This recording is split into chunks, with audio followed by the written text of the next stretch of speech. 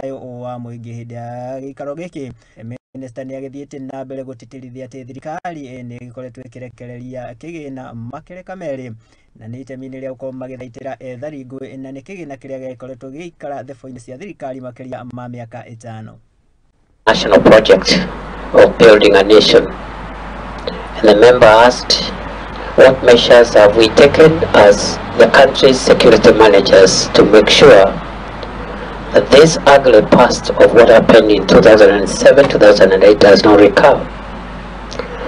And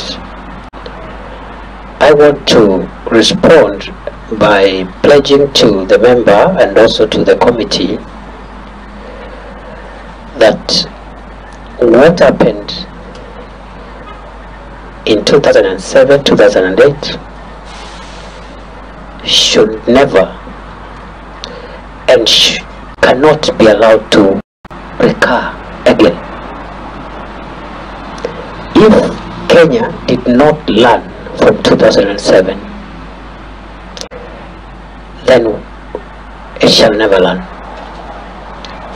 So what we are doing at the moment is to first of all acknowledge that what happened during that year is a result of two things. One is the culture of impunity, and two is the culture which we are gradually building in this country.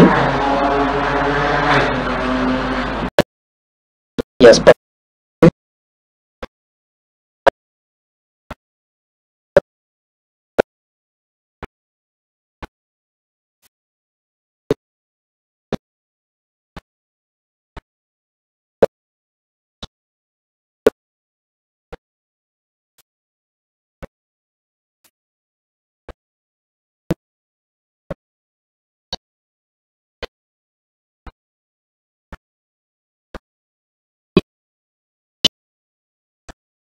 is to implement the directives that the President has given us to depoliticize the machinery of the country that handles security from politics of whatever type, including politics of the ruling party.